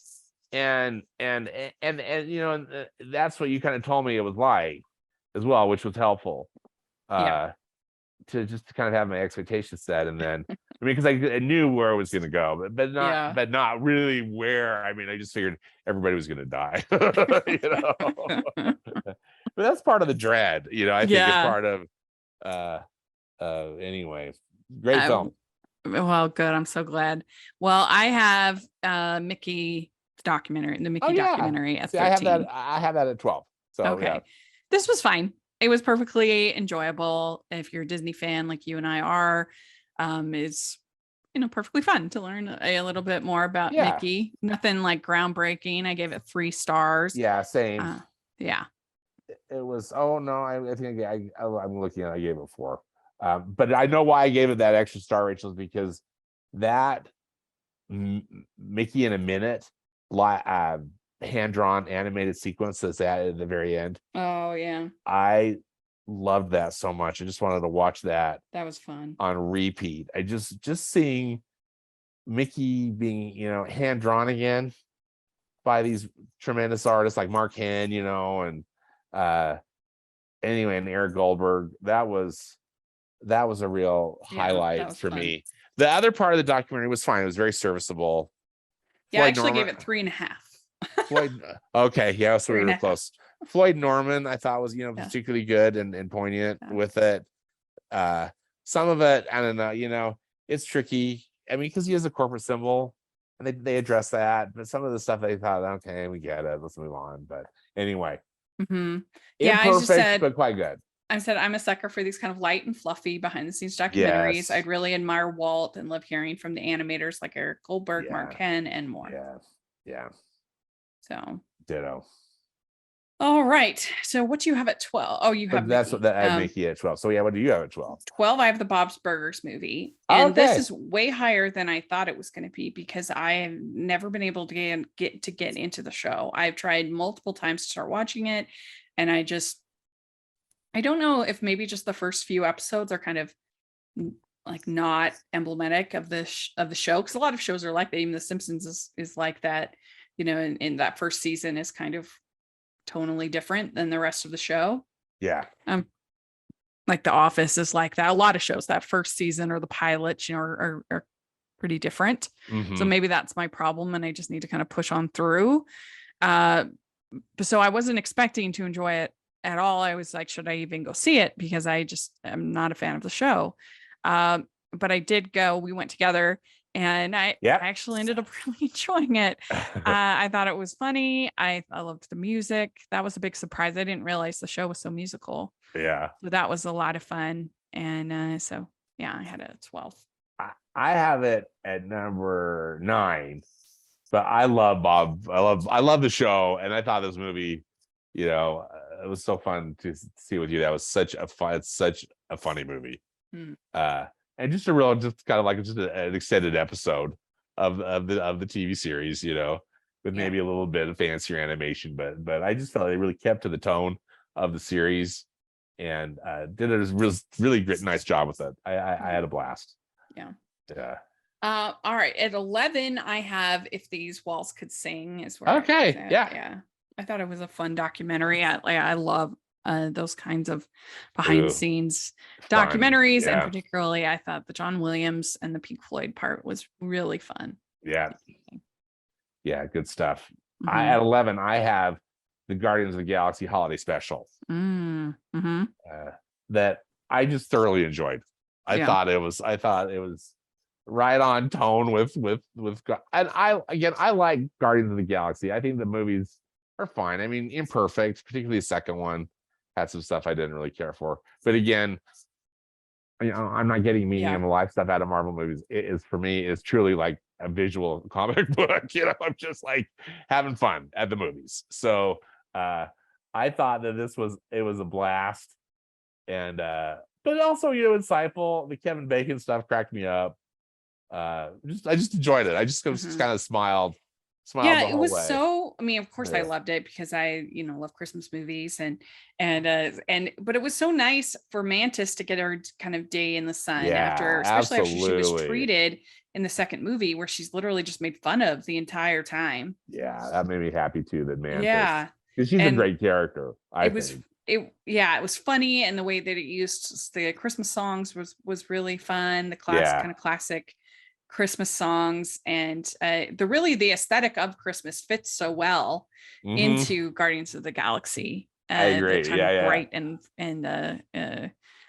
so that was really fun, and so I have it a little bit higher, but yeah, that was a pleasant surprise. All right, we're in our top 10s. Yeah, top 10, Rach. This is gonna be fun to see how we compare. So, number 10 is where I have Black Panther: Wakanda Forever. And I think after I saw it, I probably would have had it a little bit higher. But it's not one that's really stayed with me, or I've wanted to rewatch that much. I still think it's a solid film, but I don't know. It just ended up at 10. But I think they were, especially with what they had to deal with, how hard the challenge that was. I did find it moving. I liked Namor as a character. I thought that was good. You have a villain that has motivation and is interesting. And Shuri has always been a character I've really enjoyed. Angela Bassett was really good. It's a lot of kind of talk about leadership and what it means to lead other people. And so I thought that was good. But yeah, it's just not one that's stayed with me. So I the other ones were more memorable for me. So I had it at 10. I have Black Panther higher, but yeah, I mean, I hear what you're saying about it. For me at number 10, that's where I've got Death on the Nile. And I kind of questioned about ranking it as high, but it's just kind of how it worked out as I was moving things around, trying to. Because again, it's for me, it's better than the whole mediocre bunch of all these kind of 2 and 3 star movies that are on my list here, or you're on this list. But and I don't know, it does almost seem like it's a little too high for me for top 10. But then just, I guess, relatively speaking, I mean, I could have swapped it with Guardians of the Galaxy, and I think I did a few times, but I still quite like Death on the Nile. So anyway, sorry, that's one of my number 10. Number 9 for me is Barbarian. This is where the one that you didn't have. I'm interested to hear your experience with this movie. So Barbarian, I think what makes it special is that it is continually surprising you, the viewer, that you do not know what is going to happen, and some of it is outlandish and crazy, and then I don't know, it's fun that way. You just don't know what's coming next, and it's about this woman who gets this B&B in Detroit. She's there for a business interview, and she's in this kind of bad neighborhood, and she ends up in it turns out the house has been double booked, and Bill Skarsgård is there. And it was really, the casting goes a long way in this movie, because you immediately kind of distrust Bill Skarsgård because he's just been in so many horror movies and he's been in so many right. But he's actually not like a bad guy, but is he a bad, like, you don't really know. And so that like makes you tense and you're like, what is this guy? Yeah. And then they cast Justin Long, who is so likable and so great. It's kind of this Me Too kind of gross kind of guy, but again, it's Justin Long, so he's so likable. He's just like an inherently likable actor. Yeah. And so he ends up at the house at a certain point, and it's just wild. It's a wild movie, but I really enjoyed it, and I think that for people that are horror wimps like I am, I think that it's worth it. It is worth it. It's not as worth it. Like if I was going to pick which one am I going to push on you, I would definitely pick The Menu. The Menu. Yeah. And I did. that was my choice. But I still think this was a really unpredictable movie. And I think that's what made it a lot of fun. Oh, I'm glad you enjoyed it. Yeah. You know, and frankly though, even though, I don't like the horror genre, it seemed to me though that these movies from 20th Century Studios and from Searchlight were all like kind of higher quality, like good. They weren't just like cheap, stupid slashers. They like had kind of like some high concept stuff. Like I had heard really good things. I think this is from my coworker again, Rach, that loves horror movies, but loved Prey, which I believe. Oh yeah, I heard that was good too. Within the Predator. Yeah. Film universe. Yeah. I heard that, but I didn't want to see it because I haven't seen any of the Predator movies, and I felt like it was weird to start with that one. Yeah, I've only seen the original. I haven't seen anything else. Yeah, I've never seen any. Yeah. But I did hear a lot of my friends liked that, and it was a good year for horror thrillers. Yeah. I saw Black Phone, which was really good. I saw the new Scream movie. I tried to kind of get out of my comfort zone quite a bit this year. Go Rach. Because I want to be like, I guess I want to try to expand my palette, because if someday like say a news organization or maybe a website wanted to hire me as a critic, like they're going to want me to cover everything. So I want to be ready to go. So so what do you have at 9? At 9 I have the Bob's Burgers movie. Okay. Yeah, which I loved. Really fun. So at 8 I have Good Luck to You, Leo Grande. Oh yeah, good. We talked about it. Solid movie. Really good. Really good script. Good call. Mm-hmm. What do you have at 8? At 8 I have Doctor Strange in the Multiverse of Madness. Mm-hmm. Again, as we said, none of the Marvel movies I thought were top tier necessarily this year, although I've got all 3 of them in my top 10, which I think though it wasn't the best year for Disney. Let's put it. I was gonna say, I think frankly that's why, is because I would have thought that I would have had Strange World and whatever Pixar movie.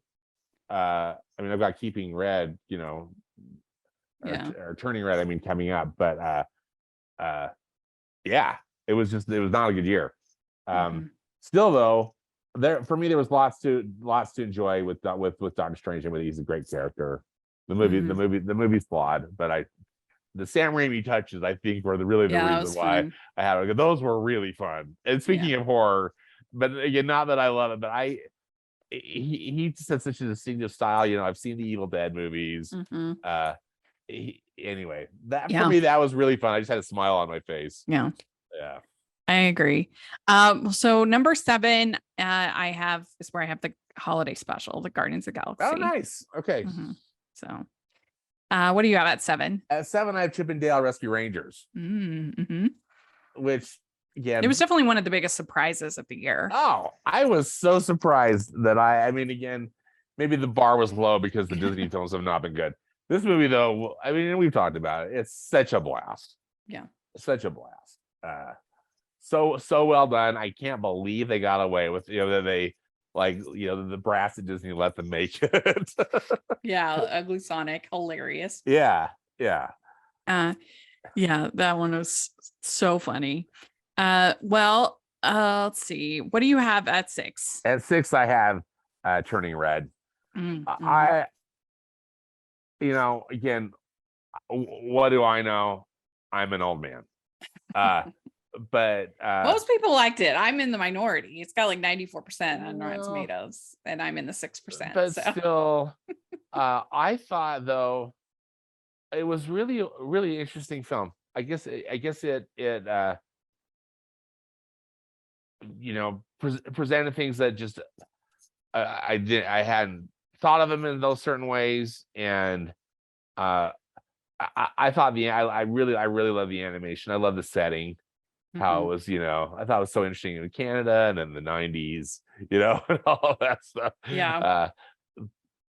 So there was that boy band stuff was hilarious. The mother was a monster, but I just liked how it all panned out.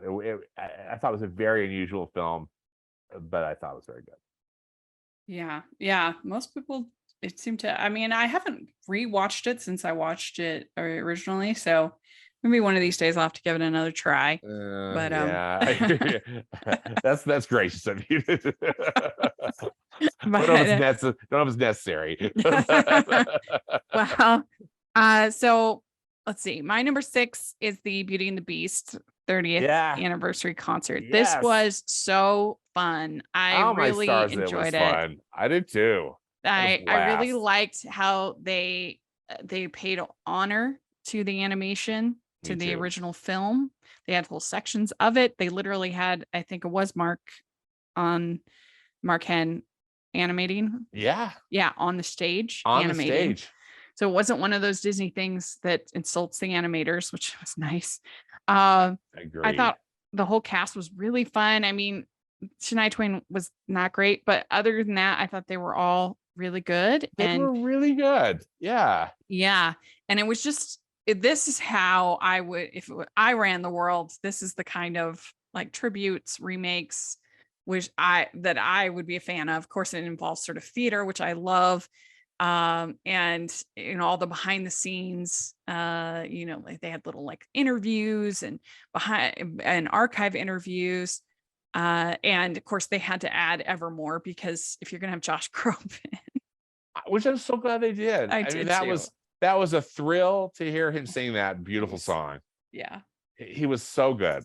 It was amazing. Yeah, and I loved her. Yeah, I did too. I thought she did great. Yeah, I agree. Yeah, I wasn't that familiar with her.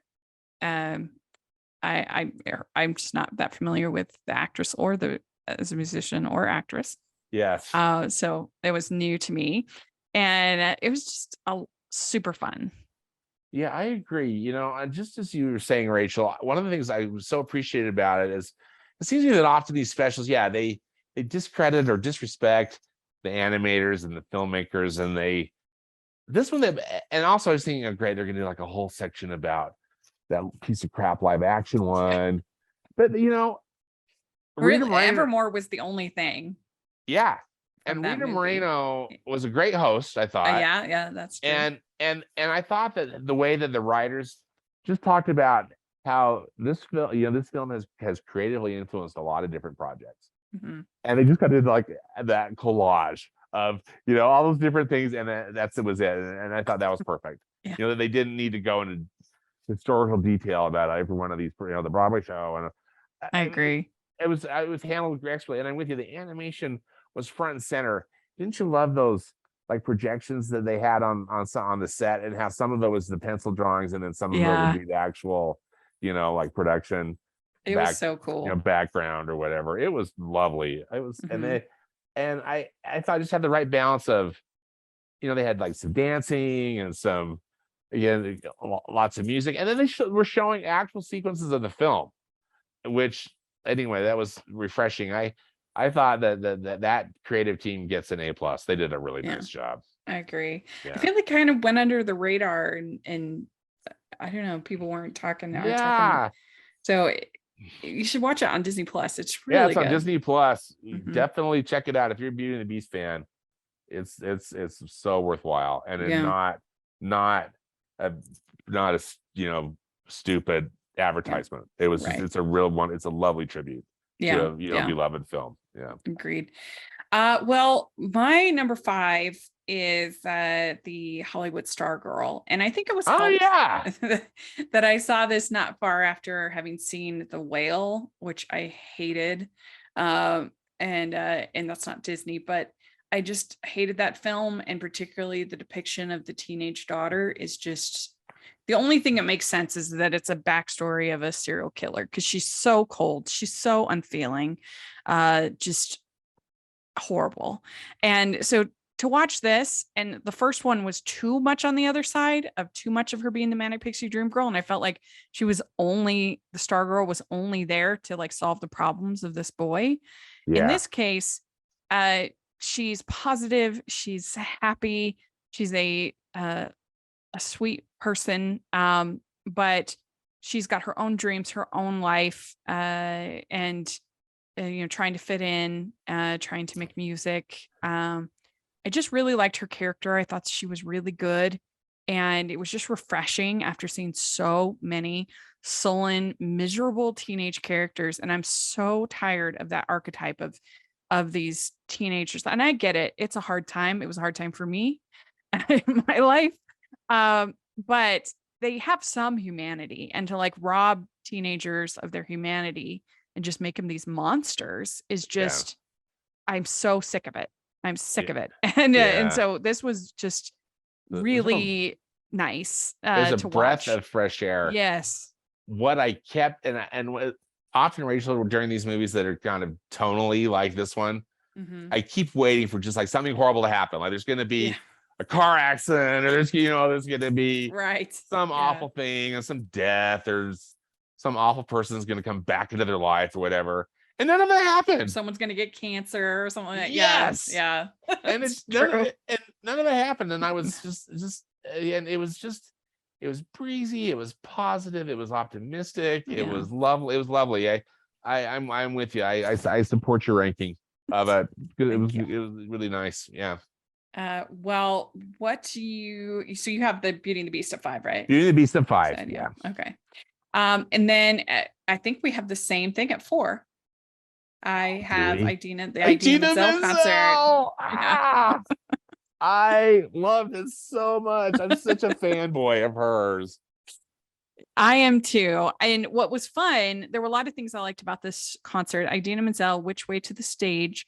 I thought that it actually, we got to know her really well. It wasn't just sort of the concerts and the sort of rote. Yeah, it's not just a concert film. Like if you compare this to like the Taylor Swift documentary, for instance, this is so much better.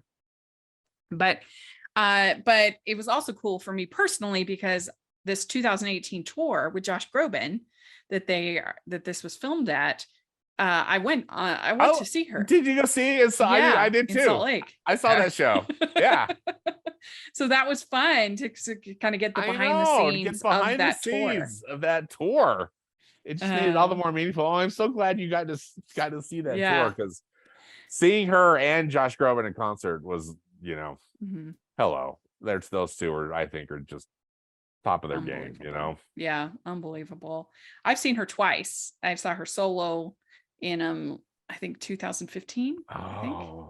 And then I've seen Josh Groban 4 times. I love him so much. Go Rage. It was the first time for both for me. Yeah, and it was a great concert, and I remember I had really terrible seats, and they had the screen wasn't working, so that was a little bit of a bummer, as I had to kind of be looking through my phone so that I could zoom out, Yeah, it's too bad. But still, it was fun to get the behind the scenes, and really, I mean, you get into her fertility treatments, you get into, it's pretty open. I really respected that, because I was honestly her divorce. Yeah. And how she, just kind of her real struggles as she tries to parent her kid while she's doing this tour. you know. Yeah. I just really I felt like I just got a whole new appreciation or a look into the type of person that she is, which I was, as I was whining about with the robots documentary, and this isn't fair, I know I'm being hypercritical, but that's the kind of the type of thing I was hoping to get, like in the robots documentary, like really kind of get personal with some of these kids and seeing what their life is like and how, you know, this changes. Where with her, and again, I know she was like the sole focus of this movie, but that's what made the documentary good, is that she was vulnerable and allowed it to be filmed. Yeah. And you know, and as a musical theater nut, of course, I loved all of the backstories into her, how she got started, and everything with Rent and Wicked and all of that. That was really fun. You know, Rachel, if I ever get the time machine in life, or you know, however it's gonna work. I mean, no, it's not gonna work, but I would want to go back and see Idina and Kristen Chenoweth in Wicked. Yeah. You know, because thank goodness we've got the original Broadway cast recording, you know, because that's such a great recording of that show. But oh my stars. I agree. That was so cool to see. Well. That was so cool to see some of that behind the scenes, you know, that that archival footage they had of the development of Wicked and Rent, and oh my goodness, all that. So she's I think that you could like this movie even if you weren't like huge, like you and I are. I think so too, because you really get to know her as a performer and a person. Yeah. The only thing I almost wish it had 2 entries, and so we could have seen how she dealt with the pandemic, and that it had moved past, you know, that I would have been curious to have known kind of as a performer, with Broadway being closed and not being able to do concerts. I would have liked to have learned a little bit more about that. But yeah, I agree. In fact, and I wonder, you know, I don't know what was going on, why they decided to delay, because this was all filmed years ago, you know. But anyway, I'm glad it's here, and I'm glad we got to watch it. Me too. Yeah. All right, what do you have at 3? At 3, I've got Black Panther: Wakanda Forever. I thought this movie was terrific. That how they were able to create it out of real tragedy. Yeah. And to make it a really, I thought to me it was, I didn't know what to expect, but it wasn't what we got. But that's not a criticism. I was like, oh wow, this was an interesting film. I liked the whole Namor plot. Yeah. And I'm with you, Shuri and Angela Bassett. Was great. I thought it was a well crafted movie that I really enjoyed. Me too. So 3 is where I have The Menu, which it deserves to be. It's so good.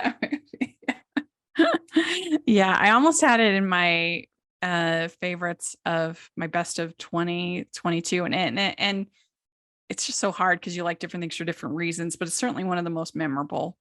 I won't forget it anytime soon. You know, and I'm with you, Rach. You know, as you had mentioned about it, it's just you know, it's just with you. You can't stop thinking about it.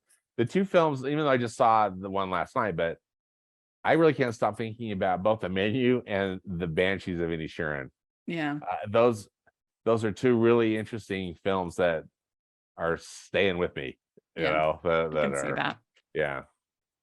So okay, you have Black Panther. So at 2 is where I have Chip 'n Dale Rescue Rangers. Nice. I just loved this movie. I thought it was so funny and creative, inventive, surprising. It ended up at number 2. It's well deserved. It's such a delightful movie. And I think it's, for me, like the biggest surprise of the year. Yeah, for sure. And isn't it interesting that this, I mean, really, even though I had Turning Red at 6 and this and Chip 'n Dale at 7, it's really the best animated film to come out of Disney, really, in 2022. You know, don't you think? Yeah.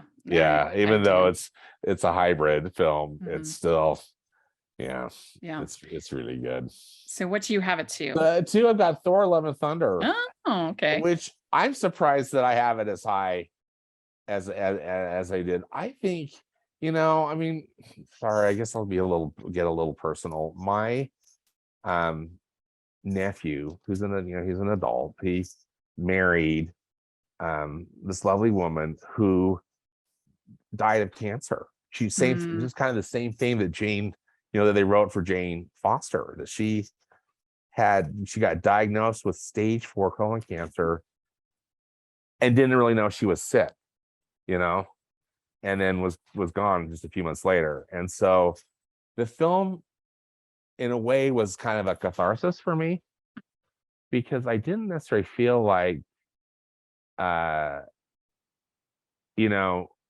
Jane. I just thought it was interesting how they did her story, and I appreciated that they were adding that kind of component, or that kind of hard truth into a Marvel movie, particularly Taika Waititi. But we know that Taika Waititi can handle kind of tricky content, particularly with Jojo Rabbit, which I think was so good. But anyway, so I just have to kind of clarify why I've got it as high as I do, because it helped. I think it helped me some with my grief, and I guess in a strange way, I can see that. Yeah, portrayed how it was portrayed in the film. That was the best. That and the Kid Army, I think, were my favorite parts. I really thought that was fun. The kids. Oh, the Kid Army was terrific. Yeah. And I don't think I disliked the Zeus part perhaps as much as you did, but I can see where you're coming from on that. I mean, it took up a pretty significant amount of time, and I'm thinking, I mean, it kind of for me felt like it was setting us up for the next Thor movie. Oh yeah. But anyway. Plus, we did get a lot of Chris Hemsworth in that section. So that was fun. Yeah, the ladies, I think, were enjoying that. Was we once again have the same number one. Great, we have the same number one. This has happened more times than not. I know it does. It seems to happen a lot. We have Avatar: The Way of Water as our number one. And I can't believe it. I've got it as my number one. I'm still kind of surprised how much I like this movie. Me too. I mean, I always felt like in a way, I felt like the first one was a little overhated, because I thought it was just like a perfectly fine movie, but because it made so much money, people expected it to be like the best movie ever, and it wasn't. And so, but I didn't think it was like garbage either. I just thought it was fine. Beautiful. It was very memorable because I got evacuated from the theater when I went to see it the first time with my brother. That's right. That was funny. Crazy. Yeah. But yeah, I really enjoyed this movie. It was in my top 5 of the year total, not just Disney. I thought that, I'm a sucker for the ocean and the water. So the scenes, particularly with the whales, just with the water, I just loved those so much. And I felt like it was such a nice family story. I did. Some people said, the characters didn't do anything for them, but I disagree. I really liked the family and their journey. I do think some of the military parts got a little, I would cut those down a little bit. If it was me, I say that's when you want to take your bathroom break. In the middle during the military fighting. But the last hour I thought was really entertaining, really solid. And I was invested, and it was just so beautiful, and it was a really fun experience. And it was so nice because there were so many of these Oscar contender movies that I was underwhelmed by or disappointed in, something like Empire of Light or Banshees, or I didn't love The Fabelmans like most people did. There were just a bunch that I didn't love that most people seem to really enjoy in these Oscar screeners. And so I was so happy to actually have one where it's like, I liked this. Yeah, that's gotta be a good feeling. Well, I didn't hate the first Avatar. I didn't love it, but I didn't hate it. And I felt it was very derivative. But I saw it in IMAX 3D, and I just was so wowed by the visuals. It was just like this 3-hour eye candy thing where I just couldn't believe what I was seeing, and I just loved it. just just this world that they have created with computers was just stunning to me. And so this I was just so happy to revisit it, and the water sequences were gorgeous. And I think it was, I like to call this, I think it's very self-indulgent of, for James Cameron. I mean, it was way too long. I mean, I think they could have easily cut out a half hour and we still would have had the same movie and same emotions. But it's terrific film. And I'm with you. I think it's a really good family movie. I liked how this family was in crisis and they all helped each other. Yeah. And it's a refugee story. It's an immigrant story. Yeah, it's an immigrant story. Like some people were saying it was like copy and paste of the original story. And I just disagree. I completely disagree. Yeah. Because I mean, that was a love story. This is a family story. And they're trying to make it work in a new home, a new place. They're refugees. I don't know. But I really enjoyed it, and I want to see it. I've only seen it the one time, but I'd like to see it again. Yeah, and I've seen it again, and it just in IMAX 3D too, and that is such a treat.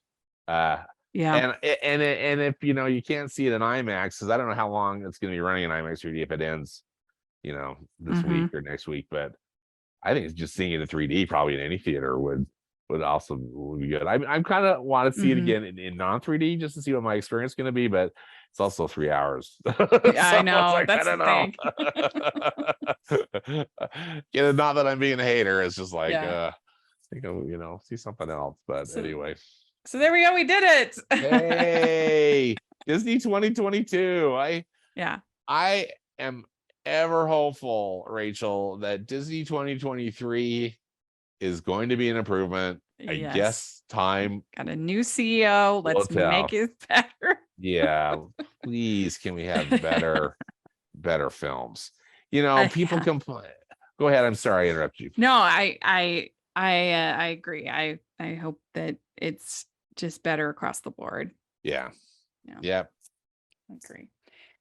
So let us know what you think of all of these films that we're talking about. And if you made it through to this, because this was a very long episode, but if you made it through, put in your comment, #RachelStanLoveAvatar. And then we'll know you listened to the whole thing. We'll know that you listened to the whole, you made it through the wilderness. So how can people find you? On Twitter. I'm still on Twitter. We'll see how long that lasts. I keep wondering if I'm gonna have to. I signed up. I signed up to be a beta user on that Post platform. Anyway, we'll see how that goes. But anyway, currently I'm on Twitter at Stanford Clark, and I have a movie podcast and blog at moviespastandpresent.com. Yeah, you can find me at Rachel's Reviews, all over social media, iTunes, YouTube, and on Rotten Tomatoes. Check that out. But don't check on Facebook. I'm not. My Facebook is down. I don't know if I'll ever get it back. But you can find me everywhere else, and check out the Hallmarkies podcast as well. And thanks so much. This was so much fun. And if you were listening on iTunes, please leave your ratings and reviews. That helps us a lot. And if you are listening on YouTube, please give the video a thumbs up and subscribe to the channel. And we also have the patron group, which is a lot of fun. We're going to have a special patron watch along this month with James Denton. So that's a pretty big name to get to do our little watch along. Go Rach. Yeah. So you want to be a Patreon. It's a lot of fun. I think it's the best bang for your buck of any Patreon I know. So check that out. And then also we have the merch store, which has #AnimationJunkie shirts. So take a look at that. And thanks so much. This was a lot of fun. And we'll talk to y'all later. Bye. Everyone.